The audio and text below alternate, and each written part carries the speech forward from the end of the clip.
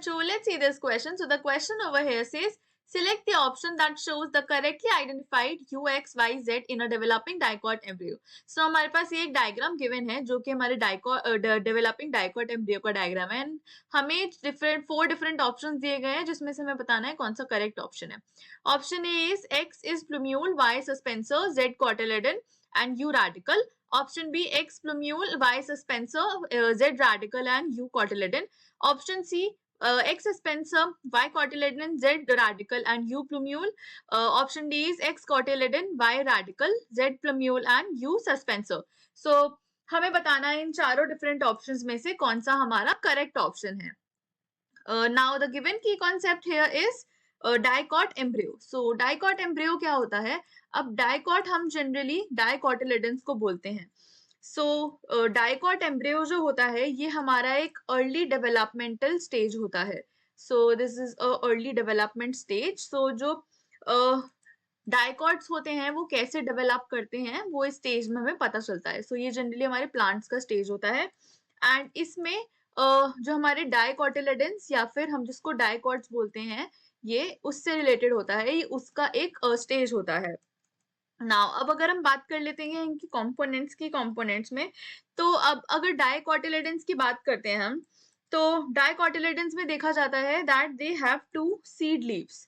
सो इनके बाद जैसे ही जर्मिनेशन होता है, सो सून आफ्टर जर्मिनेशन जो दो सीड लीव्स आती हैं उनको हम डाइकोटिलेडन्स बोलते हैं।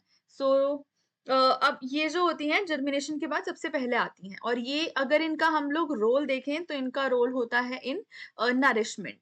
ना अब अगर हम लोग गिवन लेबल्स की बात कर लेते हैं तो सबसे पहले हम देख लेते हैं हमारा एक्स लेबलिंग जो कि हमारा टॉप मोस्ट लेबल है। सो जो हमारा टॉप मोस्ट पार्ट दिया गया है जिसको हम लोग एक्स बोल रहे हैं ये है हमारा सस्पेंसर। सो सस्पेंसर जो होता है हमारा ये होता है 2n एंड सस्पेंसर के अगर हम रोल की बात करते हैं तो ये क्या करता है, ये हमारा एम्ब्रियो को कनेक्ट करवाता है बाहर की सराउंडिंग से। सो इसका जो मेन रोल होता है इट कनेक्ट्स एम्ब्रियो एंड ये एम्ब्रियो को किससे कनेक्ट करवाता है, ये एम्ब्रियो को कनेक्ट करवाता है सराउंडिंग टिश्यूज से। सो जितने भी हमारे सराउंडिंग टिश्यूज हैं उनसे ये कनेक्ट करवाता है। नाउ अगर हम दूसरे फंक्शन की बात करते हैं, सेकेंड चीज ये क्या करवाता है, ये हमारे न्यूट्रिएंट ट्रांसफर में हेल्प करवाता है। सो जितने भी न्यूट्रिएंट्स होते हैं ये वो ट्रांसफर करवाता है हमारे डेवलपिंग एम्ब्रियो को। सो ये एम्ब्रियो को हमारे न्यूट्रिएंट ट्रांसफर करवाता है। अगर हम नेक्स्ट पार्ट की बात कर लें तो नेक्स्ट पार्ट हमारा गिवन है दैट इज वाई। तो वाई जो है हमारा ये है हमारा cotyledon. So Y is our cotyledon and ये हमारा 2n है। सो ये हमारा 2n है एंड ये जो होते हैं कॉटिलेडन्स ये हमारी फर्स्ट लीव्स होती हैं जो कि अपीयर होती हैं ऑन सीड आफ्टर जर्मिनेशन। सो जैसे ही हमारा जर्मिनेशन होता है उसके बाद जो दो लीव्स आती हैं या फिर काफी केसेस में सिंगल लीव्स आती हैं, ये वो लीव्स होती हैं जो हमारी सून आफ्टर जर्मिनेशन निकलती हैं एंड इनका रोल होता है, मेन रोल अगर हम देखें तो वो होता है इन नरिशमेंट।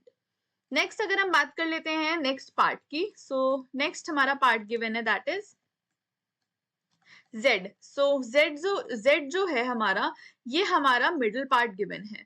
सो अगर हम इसकी लेबलिंग की बात कर लेते हैं तो जो Z है हमारा ये हमारा रेडिकल है। सो रेडिकल जो होता है ये हमारा 2n है एंड ये जो करता है ये हमारा रूट सिस्टम इससे निकलता है। नेक्स्ट अगर हम बात कर लेते हैं लास्ट लेबलिंग की, तो लास्ट लेबलिंग हमारी गिवन है which is U। So U जो है हमारा ये हमारा प्लूम्यूल है। सो प्लूम्यूल इज ऑल्सो हमारा 2n एंड अगर हम इसकी बात करें तो जो हमारा शूट सिस्टम होता है वो यहाँ से डेवलप करता है and it includes stems and leaves. So stems and leaves जो होती हैं इसमें इंक्लूडेड होती हैं। नाउ अब अगर हम लोग बात कर लेते हैं हमारे करेक्ट ऑप्शन की, सो हमारा जो ऑप्शन नंबर सी है वो करेक्ट है बिकॉज उसमें गिवन है दैट एक्स जो है हमारा ये हमारा सस्पेंसर है, वाई जो है हमारा ये हमारा कॉटिलेडन गिवन है। So Y is our cotyledon and Z जो है हमारा ये गिवन है रेडिकल एंड हमारा जो लास्ट यू पार्ट गिवन है ये हमारा है plumule, and all of these are 2n, so सब हमारे यहाँ पे 2n गिवन है.